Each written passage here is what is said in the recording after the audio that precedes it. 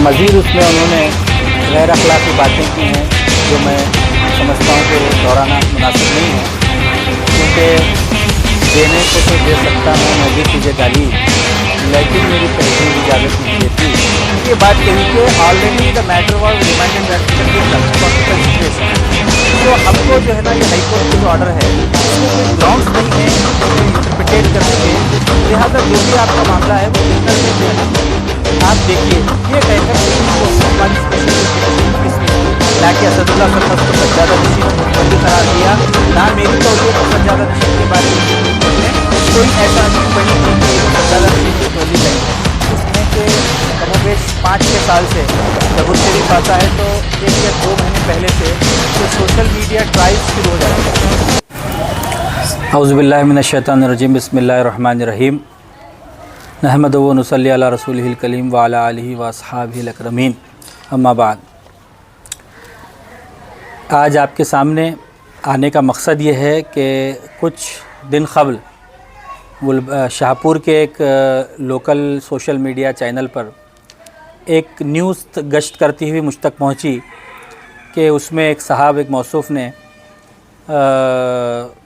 दरगाह हज़रत सूफ़ी सरमस रहमतुल्लाहि ताला अलैह के तौलियत व सज्जादगी का जो मुक़दमा चल रहा है उसके ताल्लुक़ से लोगों को मिसलीड और मिसगाइड किया है,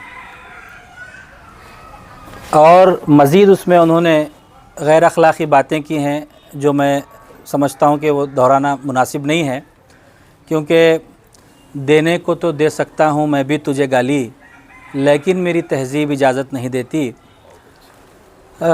मगर उनके जो एलिगेशंस थे उसको मैंने सोचा कि उसको नज़रअंदाज करूं, क्योंकि नज़रअंदाज करना ही सबसे बड़ा जवाब है। मगर चूँकि आशिक़ान असदुल औलिया, मुरीदीन, मुहतक़िदीन, मुहिब्बीन और हमारे माविनीन और खानक़ाह असदुल औलिया के वाबस्तगान का एक ये था कि मारूज़ा था कि आप इस पर कुछ तो कुछ क्लैरिफिकेशन दीजिए ताकि आने वाले उर्स शरीफ में लोग गुमराह ना हो सकें, क्योंकि हम देखते आए हैं कि कमोबेश 5-6 साल से जब उर्स शरीफ आता है तो 1 या 2 महीने पहले से ये सोशल मीडिया ट्रायल्स शुरू हो जाते हैं। तो वो सोशल मीडिया ट्रायल्स मज़ीद ना बढ़ें, तो उस ताल्लुक़ से पहला एलिगेशन उन्होंने लगाया है और अपनी वीडियो में कहा है कि मुजीबुद्दीन सरमस साहब का जो सुप्रीम कोर्ट में डाला हुआ केस था वो डिसमिस हो गया, मगर चूँकि उन्होंने ख़यानत उसमें की है, उन्होंने सिर्फ सुप्रीम कोर्ट की काज लिस्ट का जो एक टाइटल पेज होता है वो सोशल मीडिया पर डाला, पूरा ऑर्डर वो नहीं डाल सके क्योंकि ऑर्डर के अंदर कुछ ऑब्जर्वेशन हाई सुप्रीम कोर्ट ने किए हैं। देखिए ये बात सही है कि मैंने सुप्रीम कोर्ट में स्पेशल लीव पिटीशन फ़ाइल की थी। क्यों फ़ाइल की थी? क्योंकि हाई कोर्ट ने जो असदुल्लाह सरमस्त के दावाए सज्जादगी और तौलियत को फिर से चालू करने के लिए ट्रिब्यूनल को एक डायरेक्शन दिया था।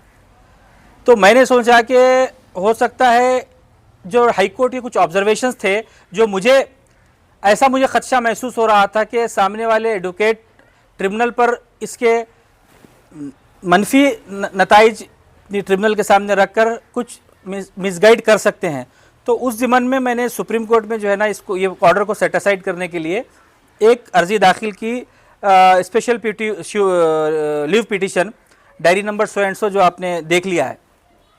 उसमें ऑनरेबल सुप्रीम कोर्ट के जजेस ने हमारे सीनियर काउंसिल की दलाइल को सुनकर कुछ ही मिनट में ये बात कही कि already the matter was remanded back to the tribunal for the consideration. So हमको जो है ना ये हाई कोर्ट के जो ऑर्डर है उसमें कोई ग्राउंड्स नहीं है इसमें इंटरप्रिटेट करने के, लिहाजा जो भी आपका मामला है वो ट्रिब्यूनल में जो है ना आप देखिए। ये कहकर सुप्रीम कोर्ट ने हमारी स्पेशल लीव पिटीशन को डिसमिस की, ना कि असदुल्लाह सरमस को सज्जादा नशीन व मुतवल्ली करार दिया, ना मेरी तौलियत व सज्जादा नशीन के बारे में सुप्रीम कोर्ट ने कोई ऐसा टिप्पणी की कि ये सज्जादा नशीन व मुतवल्ली नहीं है।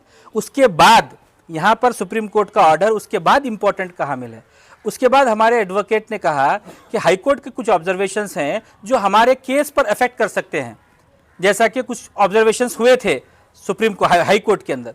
तो हमने जब ये बात सुप्रीम कोर्ट के लॉर्डशिप्स के सामने रखी तो सुप्रीम कोर्ट के लॉर्डशिप्स ने स्पेशल एक उसके अंदर पैराग्राफ ऐड किया है, वो आप पैराग्राफ मैं आपके सामने पढ़ूंगा भी और आपके मीडिया को ये ऑर्डर कॉपी दूंगा भी। needless to state that the trial court shall proceed to adjudicate on the merits of the case uninfluenced by the dismissal of the said leave petition. क्या कहा लॉर्डशिप ने कि कहने की ज़रूरत नहीं है मगर फिर भी कहा जा रहा है. जब कोई चीज़ ऐसा कही जाती है कि कहने की ज़रूरत नहीं है मगर फिर भी कहा जाता है तो उसकी अहमियत जाहिर होती है उससे. तो उसने लॉर्डशिप ने कहा कि trial court shall proceed to adjudicate on the merit of the case, यानी मेरिट्स जो केस के जो मेरिट्स हैं उसके ऊपर ट्रिब्यूनल जो है ना फैसला करे uninfluenced by the dismissal of the present leave petition. ये जो लीव पिटिशन डिसमिस हो रही है उसका इन्फ्लुएंस लिए बगैर, उसका अपने ऊपर नेगेटिव इम्पैक्ट लिए बगैर, उसका कोई जो है ना मामला लिए बगैर ट्रायल कोर्ट को ये मैटर को एडजुडिकेट करना है. फर्दर लॉर्डशिप ने कहा कि uninfluenced by the dismissal of the present leave petition and observations made in the order of the high court, यानी हाई कोर्ट के अंदर जो ऑब्जर्वेशंस हुए हैं वो ऑब्जर्वेशंस का भी इन्फ्लुएंस ट्रिब्यूनल नहीं लेना. तो ये जो ऑर्डर है वो बिल्कुल मेरे फेवर का ऑर्डर है जिसको उन्होंने अपने फेवर का ऑर्डर कहा है कि अब जो ट्रिब्यूनल की जिम्मेदारी होगी, tribunal has to decide the matter on the merits of the case. तो ये जो है सच्चाई है, अवाम के सामने आनी चाहिए थी. कहने वाले ने कहा, सुनने वाले ने सुना, बट जो फैक्ट्स हैं वो ये फैक्ट्स हैं. मैं आपको ऑर्डर कॉपी दूंगा, आप ऑर्डर कॉपी अवाम के सामने पेश करिए. अब मैटर जो है रिमाइंड बैक टू ट्रिब्यूनल हो गया. अब ट्रिब्यूनल का काम ये है कि ट्रिब्यूनल के जो प्रोसीजर हैं कि ट्रिब्यूनल जो है उसके ऊपर इशूज़ फ्रेम करता, इशूज़ के ऊपर एडजुडिकेट होता मैटर, उसके बाद क्वालिफिकेशन, डिस्क्वालिफिकेशन, गवाह, सबूत, वो सब होता, उसके बाद आर्गूमेंट होता. उसके बाद जब जाके असदुल्ला सरमस्त का तौलियत व सज्जादगी का जो दावा है क्या वो सही है या नहीं है, इसका फैसला honourable tribunal Karnataka state board Waqf tribunal Kalaburagi करेगा. साहब उन्होंने रिकॉर्डिंग में ये भी कहा है कि 80% हमारे हक में है, दरगाह रोड भी नहीं बनानी चाहिए थी, यहाँ पर औलिया कराम के मज़ारात है. इस पर आप क्या कहेंगे? देखिए बाबा, जो लीगल प्रोसीडिंग्स होते हैं, जो केस होता है या तो वो 100% जीता जाता है या फिर 100% हारा जाता है. ऐसा कोई 50% जीतना 80% जीतना ये लीगल बात नहीं है. ये बिल्कुल ना कोई बात कर सकता है, ये बात ना कोई सुन सकता. हो सकता कि वो लैक ऑफ नॉलेज और लिटरेसी की वजह से बोले होंगे, दैट इज़ वो आप डिलीट कर दीजिए वो मैटर को. रही बात रोड बनाने की ना बनाने की, I am a responsible person, मैं वहाँ का मुतवल्ली व सज्जादा नशीन हूँ.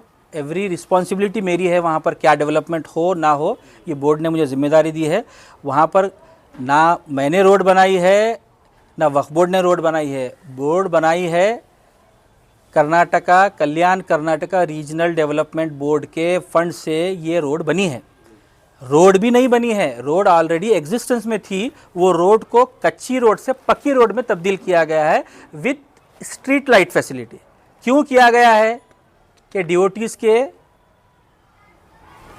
इसके लिए, ज़ायरीन के सहूलत के लिए, क्योंकि बारिश के मौसम में ज़ायरीन को आने के लिए तकलीफ़ होती थी, इसीलिए वहाँ पर वो किया गया. मौसूफ़ ने उस बारे में यादगीर वक्फ बोर्ड में एप्लीकेशन दी कि फ़ौरन ये काम को रोको. यादगीर वक्फ बोर्ड ने मुझे नोटिस जारी की. मैंने तमाम डॉक्यूमेंट्स और फ़ोटोग्राफ्स, प्रीवियस फ़ोटोग्राफ्स को लगाकर यादगीर वक्फ बोर्ड में उसको वापस भेजा. यादगीर वक्फ बोर्ड से मौसूफ़ को हिमबरगा इंडोर्समेंट भी इशू हो गया. उसके बाद फर्दर मौसूफ़ ने जो है ना स्टेट वक्फ बोर्ड में एप्लीकेशन दी, वहाँ भी इंक्वायरी हुई और वहाँ भी जो है ना उनको हिमबरगा दिया गया है नहीं दिया गया है मुझे मालूम नहीं, बट ये मैटर है. और ये जो मौसूफ़ हैं सैयद अताउल्लाह सरमद साहब, क्योंकि उनका मामला और है, वो गाली गलौज से भी बात कर सकते हैं, मगर मैं अपनी ज़बान को जो है ना तहज़ीब के दायरे में रख के बात कर रहा हूँ कि मौसूफ़ अताउल्लाह सरमद साहब ने ये एक series of litigation, series of complainant का जो है ना जो सिलसिला शुरू किया है वो सिंस फ्रॉम 2018 से ये मौसूफ़ जो है दरगाह के डेवलपमेंट के ताल्लुक़ से एक ना दो कंप्लेंट्स करते आ रहे हैं, जिसको हम हर फोरम में जवाब दे रहे हैं. और ट्रिब्यूनल का जहाँ तक मामला है, ट्रिब्यूनल में अभी केस पेंडिंग है. ट्रिब्यूनल में जो है ना फ़ैसला आना बाकी है. अभी वो फ़ैसला पूरे ड्यू प्रोसेस को फॉलो करे के बाद आता है. उसके बाद असदुल्ला सरमद की तौलियत व सज्जादगी का मामला अवाम के सामने हम खुद आकर बोलेंगे. अगर उनके फेवर में होता है मामला तो फिर हमारे पास एक ऑप्शन होता है कि हम हाई कोर्ट में अपील करेंगे. अगर नए ट्रिब्यूनल फिर से वो दावा खारिज करता है तो फिर वो लोगों को ऑप्शन है कि वो हाई कोर्ट जाएँ. हाई कोर्ट के बाद सुप्रीम कोर्ट. जब सुप्रीम कोर्ट में मामला तय होगा तब ये मामला फुल एंड फाइनल को पहुंचेगा। अब जो ये स्पेशल लीव पिटीशन थी, ये इन बिटवीन प्रोसीडिंग, बीच की प्रोसीडिंग्स की ऑर्डर है, जिसको जो है ना लोगों को गुमराह करने के लिए ये किया गया है। फर्दर जो है ना और एक बात तो मौसूफ ने अपने रिकॉर्डिंग में की है कि वक्फ बोर्ड भी जो है ना हमारी तौलियत और सज्जादगी को जो है ना फिर से देखने के लिए सो एंड सो के डॉक्यूमेंट्स फेक हैं, किसी ने क्रिएट किया है, वो एक बचकानी बातें हैं। ऐसा कोई बात नहीं है। अगर उनको कोई अगर इंफॉर्मेशन प्रोवाइड कर रहा है वक्फ बोर्ड को, तो मैं वक्फ बोर्ड की अथॉरिटीज़ से जो है ना ये गुजारिश करता हूँ कि इसका कॉग्निजेंस लें कि वक्फ बोर्ड में कौन उनको बात लीक कर रहा है, कौन उनको जो है ना मीटिंग की प्रोसीडिंग्स के बारे में बोल रहा है, क्योंकि मीटिंग की जो प्रोसीडिंग्स और एजेंडाज होते हैं वो बिल्कुल कॉन्फिडेंशियल होते हैं, जिसकी जिम्मेदारी CEO पे होती है। और ये मौसूफ को कैसा मालूम कि वो दरगाह शरीफ का एजेंडा जो है आने वाला है, तो वो ये वक्फ बोर्ड की अथॉरिटीज़ के ऊपर है कि अगर वक्फ बोर्ड ने अगर वो कैसेट देखी है तो वो उनके ऊपर एक्शन लेता, उससे मेरी कोई ये नहीं है। फर्दर वक्फ बोर्ड का जहाँ तक स्टैंड है, ये जो एप्लीकेशन OS नंबर 17 ऑफ 23 सज्जादगी और तौलियत का जो दावा असदुल्ला सरमस ने ट्रिब्यूनल में दाखिल किया है, उसमें असदुल्ला सरमस ने मुझे और वक्फ बोर्ड दोनों को पार्टी बनाया है। तो वक्फ बोर्ड ने अपना रिटर्न स्टेटमेंट 17 पेजेस का रिटर्न स्टेटमेंट वक्फ बोर्ड ने असदुल्ला सरमस के दावा सज्जादगी व तौलियत के ख़िलाफ़ फ़ाइल किया है। कब फ़ाइल किया है? 14 जुलाई 2025 को।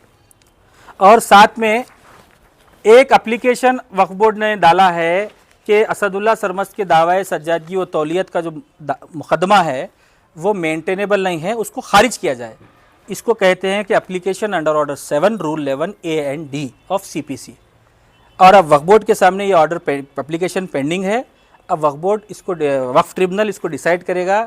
अगर ये एप्लीकेशन एक्सेप्ट होता है तो फिर से असदुल्ला सरमस का दावा सज्जादगी व तौलियत खारिज हो जाता है। अगर नहीं होता है तो फिर वक्फ बोर्ड इसको आगे चैलेंज करता है, नहीं चैलेंज करता है वक्फ बोर्ड के ऊपर, उसके बाद केस चालू होता है। यानी केस अभी चालू होने के लिए ये सब प्रोसीजर्स हैं। तो ये भी जो है बात गलत है और मैं मौसूफ से गुजारिश करता हूँ कि लोगों को मिसगाइड करना जो है ना बंद करें और दरगाह शरीफ के डेवलपमेंट का जो काम है उसमें अगर खुश ना हो सकते तो एटलीस्ट उसके ख़िलाफ़ लोगों में मत बोलें।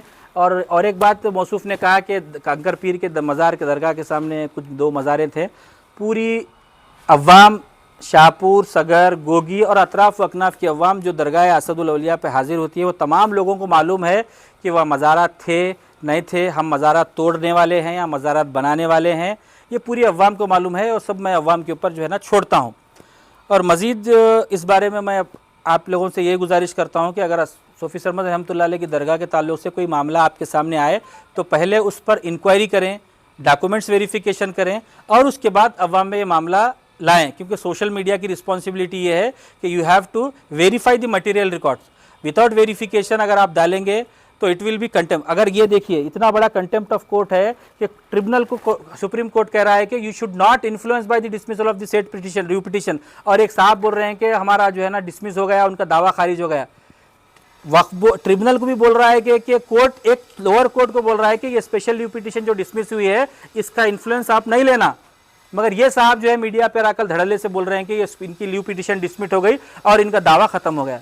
तो एक स्पेशल लीव पिटीशन का कंटेम्प्ट ऑफ कोर्ट, अगर कोई सो मोटो का अंग्रेजेंस लिया तो कंटेम्प्ट ऑफ कोर्ट की नोटिस हो सकती है।